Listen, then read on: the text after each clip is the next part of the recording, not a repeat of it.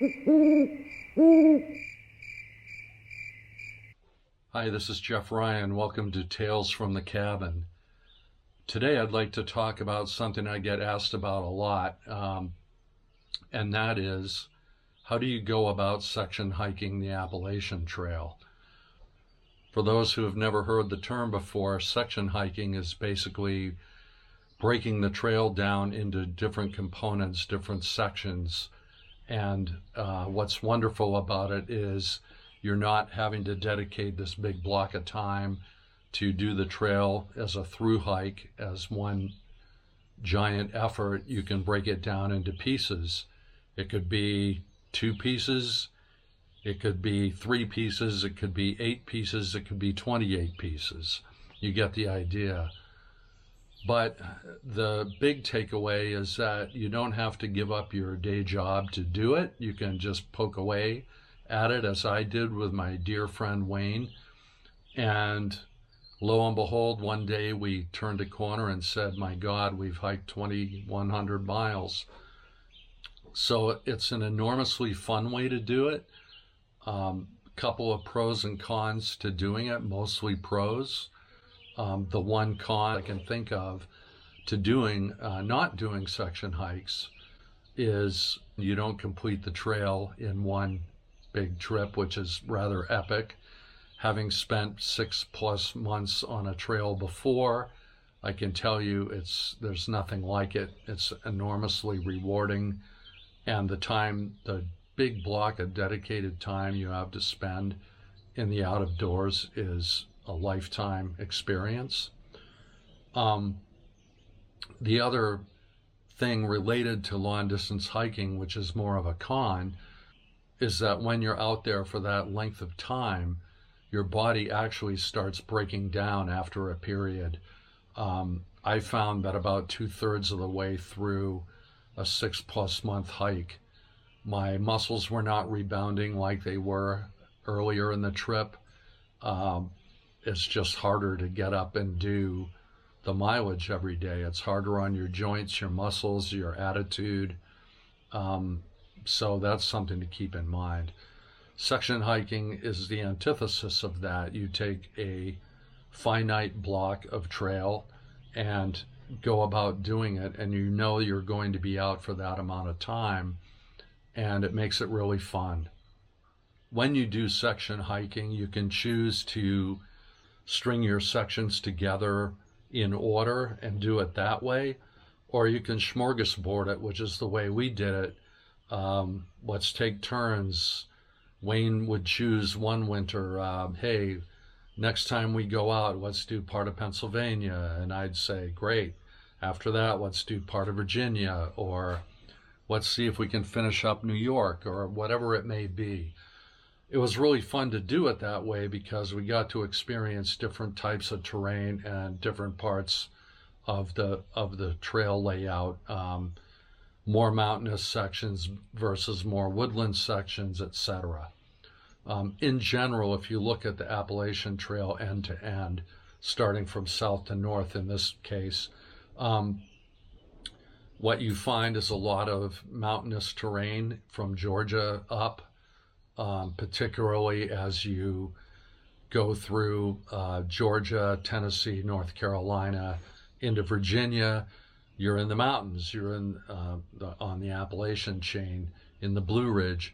And after you come out of Virginia, you go into that center section, which is more lowland, more forested in general, Maryland, Pennsylvania.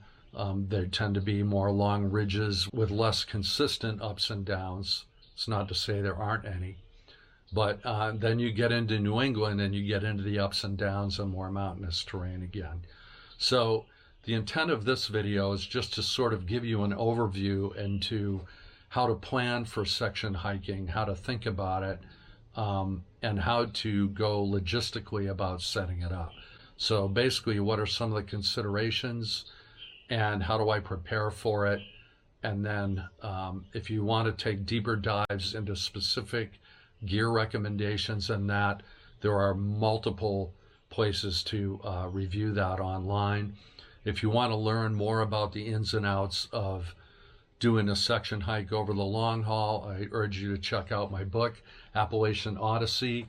It's full of color photos and obviously descriptions of each section the way we did it, and it has profile maps to give you an overall perspective of what each section entailed in terms of ups and downs and trip planning. So without further ado, I'll get into some of the things to think about. The first question I get asked is, I'm new to hiking. Is this something even worthwhile pursuing? How do I go about it? How do I make sure I'm safe?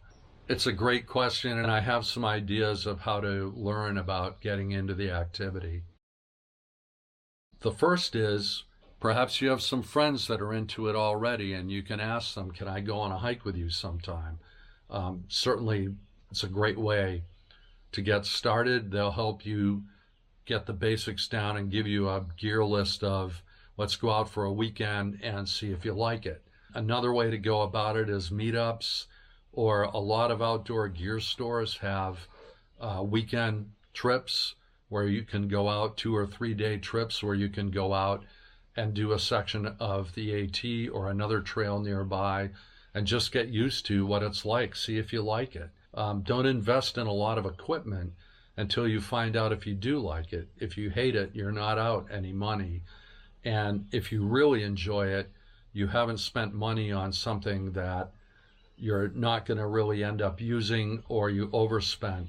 Go find out about it from someone you trust, or meet someone who can impart that wisdom to you.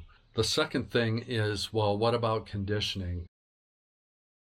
One thing to know about the trail is, and hiking, is that you can't really train for what trail terrain does to your joints, your ankles. Your feet move in different directions than they do on a stair climber, for example. But I urge people to get in aerobic shape. If you don't have a routine yet, don't worry about it. Just go out and start working on aerobic activity. Go to a gym, get on your bike, go swimming, whatever it is. But work on that, because breath recovery time is really important to keeping you safe on the trail. You don't want to just put a pack on and start climbing mountains without being in a modicum of good shape. So just keep that in mind. The other thing is, don't go for an aggressive trail if you're not in shape. Start out small. I'd do that anyway.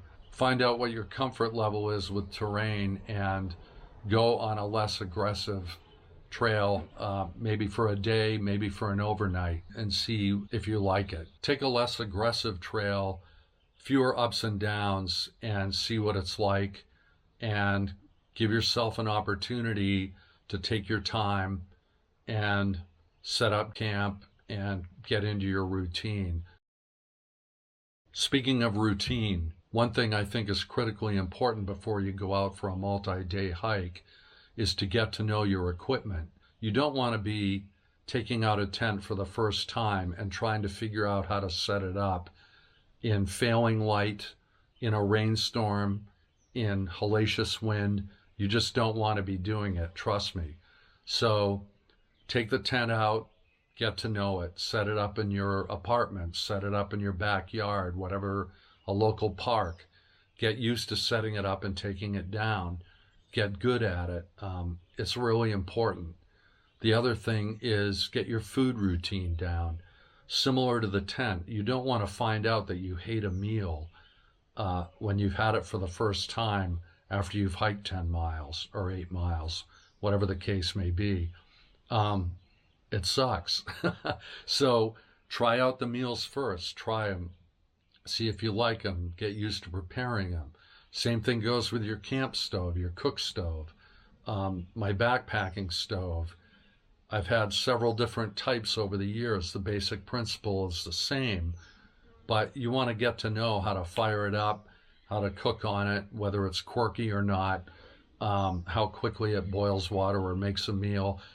and choose meals based on how much fuel they use. You don't want to be taking a pasta that takes 12 minutes to cook. It uses up a lot of fuel. Get something that cooks a lot faster, that kind of thing. Keep that in mind when you're planning your meals. Keep it easy. Make sure you have ones that don't all require cooking.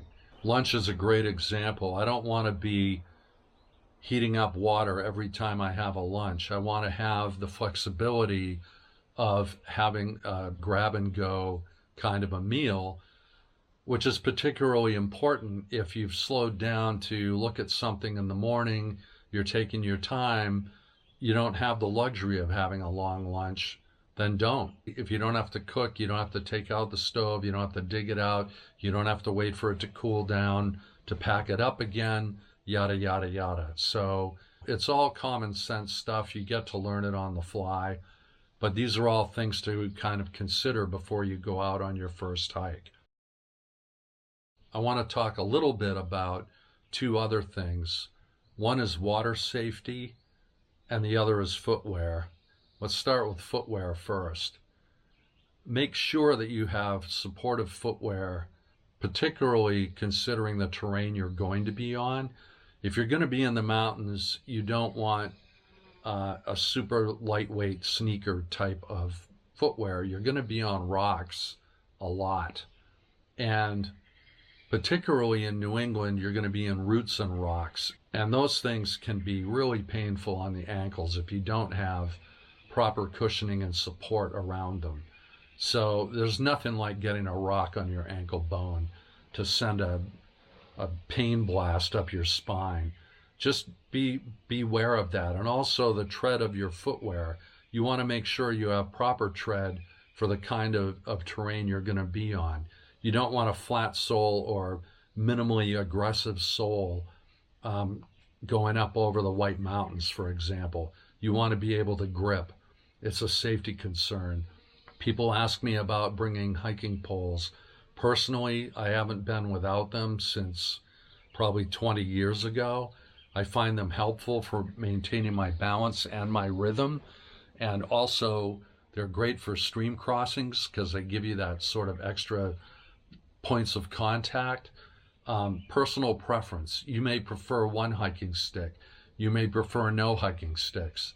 I'm just throwing it out there as an option. I mentioned water. Water is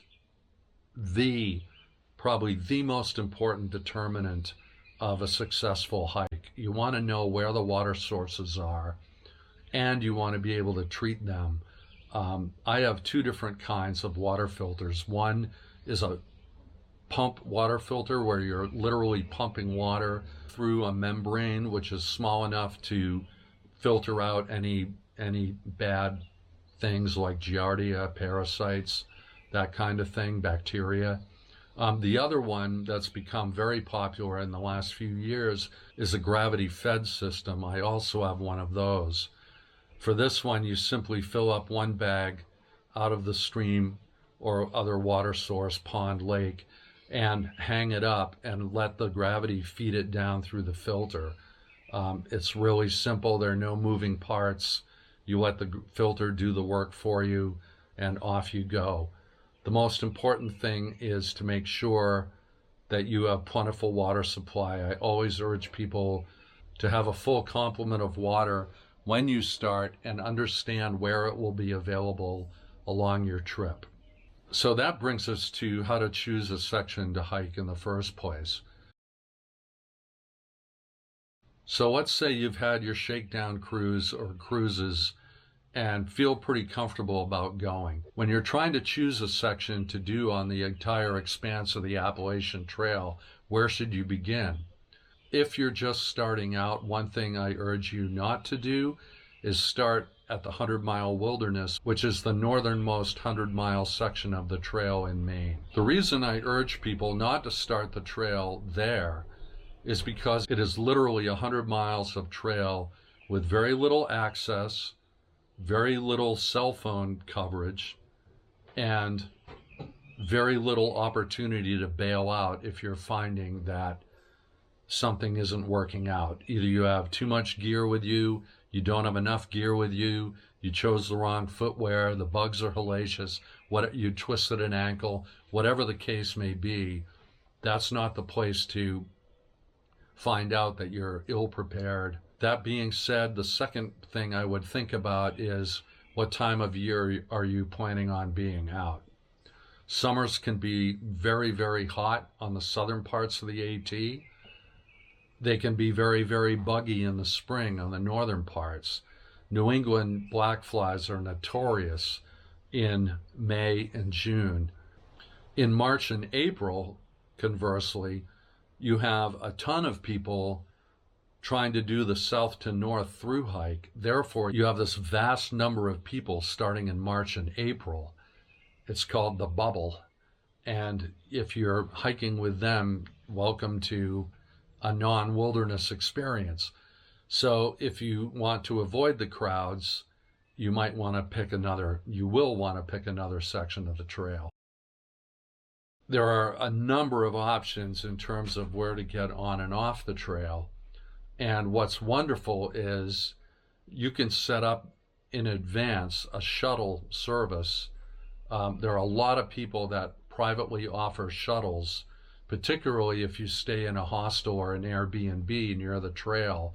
They will drop you off at the trail and pick you up at the end. You can find a list of shuttle providers on the Appalachian Trail Conservancy website, and that gets updated yearly, so you can call in advance, always call in advance, and set that up.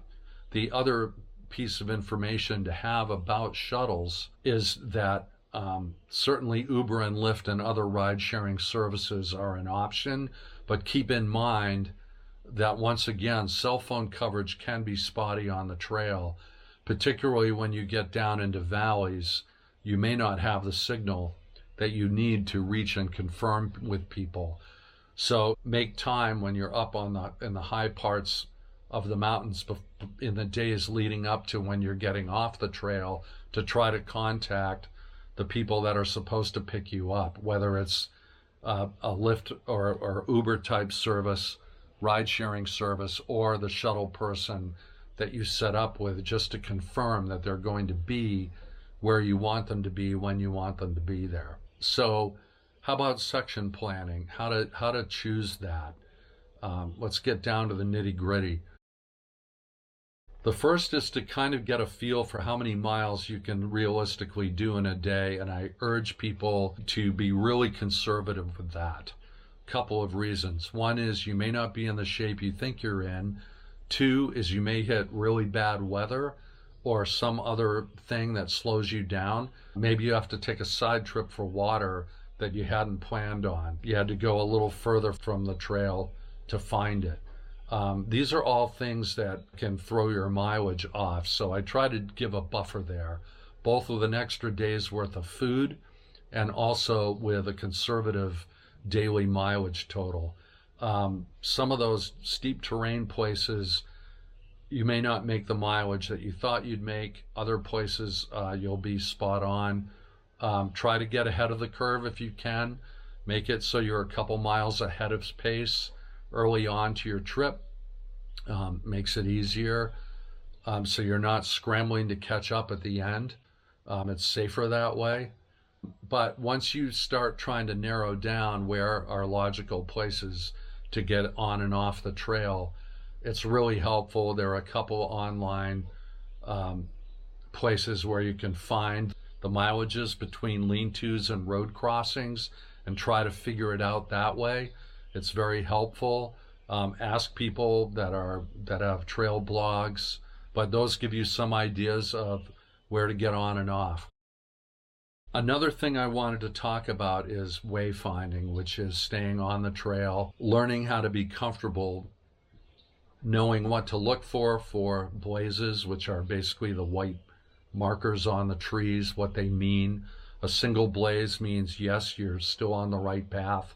A double blaze means you're about to come to a significant turn in the trail, or another trail is about to junction with the Appalachian Trail. Generally, trails that junction with the trail have a different color, most often blue. So you can see the Blue Blaze Trail is the side trail. Stay on the White Trail if you want to continue north or south, depending on which direction you're going, obviously, northbounder or southbounder. The other thing is, what about guidebooks? In the old days, they were all paper maps and individual little guidebooks. Now there are a number of apps that you can get. Two ones that I'll mention by name. One is Far Out. It used to be known as Gut Hook. That one is very good. A lot of people weigh in with up-to-date information on things that are happening. There may be blowdowns on the trail, which means trees have fallen over the trail that may make it difficult to see a turn in the trail or whatever. They may tell you that a restaurant has gone out of business or a particular hostel is really great, whatever it may be. There's been bear activity at the shelter, that kind of thing. The other one I'll mention that I really like is called Gaia GPS. That's GAIA GPS. So I've been using Gaia GPS for a couple of years and really like it. I've also used Far Out, so toss up whichever one you prefer. I still bring a paper map just because I have them, and I love to have them as a backup just in case the unthinkable happens and I drop my phone on a rock or in a stream, or some other thing happens. Let's talk a little bit about shelter. I do want to talk about lean-tos. Lean-tos are the three-sided shelters, almost always three-sided, that roughly appear every 10 to 15 miles along the trail. They're a good marker in terms of progress for me. They're also almost always built within easy distance of reliable water source, and there's always an outhouse nearby, a bathroom. So you have toilet facilities and water and shelter in case of torrential downpour or other accommodations. But that said, I prefer not to stay in lean-tos, and there are a couple reasons for that. Number one, I find that the flat boards that serve as its floor are too hard for me to sleep comfortably on. I can get away with it. My ground pad will give me some cushioning, but I just prefer not to be on a hard floor. I prefer to be in a tent. Some people prefer to be in a hammock. Hammocks have become very popular the last few years. I prefer to sleep in a tent. I like sleeping on the ground as opposed to in the air. Again, personal preference. But the other thing about lean-tos is they tend to have mice and other rodents in them, and that's because people tend to drop food. It's not unusual to have mice running all over the place, and why deal with it? I prefer to be in a tent spot. It just works out better that way. That being said, there are a few places on the trail, namely the Shenandoah, where you are required to have a permit if you're section hiking. They want to know which shelter you're going to be staying at and when. Bears are a particular nuisance in Shenandoah, in Delaware Water Gap, and down in the Georgia section, and into North Carolina and Tennessee to a degree. So if you're heading into bear country, beware of that. Know how to deal with that. Bear bagging food is a tried and relatively true way of protecting your food. Know how to do it. Read up on how to do it. There's a thing called an sack, which is a supposedly bear-proof sack to put your food in and hang it in. At night, the bears are supposed to not be able to break through the Kevlar material. But again, everything depends on how well you put things away and keep things out of their purview. I do want to talk briefly about food. I touched on it earlier with the stove fuel consideration, but I always urge people to get creative with their food choices and try them out beforehand. You don't have to depend on ramen noodles and mashed potatoes or stuffing mix, which have sort of become the go-to meals along the trail.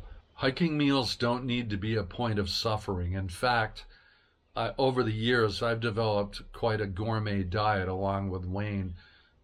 We've figured out and are always on the lookout in the grocery stores and the natural food stores for new things to take on the trail. There are all sorts of little things that can add a lot of flavor. One old standby, peanut butter in a jar, we have now found in a powdered version, which is great. It weighs a lot less, and just a little bit of powdered peanut butter and a tube of soy sauce from an Asian fast food place, and a little bit of dried garlic, and bingo, you have a Thai peanut sauce that certainly holds its own and takes almost no time to make, especially if you use rice noodles. So that's just a way of saying you can spice things up literally without going the route of having to take prepared packaged food. Be creative. Try to make things that you really enjoy. You can have a lot of fun with your diet. It doesn't have to be bland, and it doesn't have to be just the same old, same old. That does it for my quick overview of things to consider when you're section hiking. Again, there are a lot of resources to getting started in hiking. Try reaching out to some meetups or gear shops and see if they do introduction to hiking, that kind of thing, and or find a friend that does it already and just tag along and go have a ball. Hiking has meant so much to me, and I'm confident it will to you too. Take care, and I'll see you next time on Tales from the Cabin.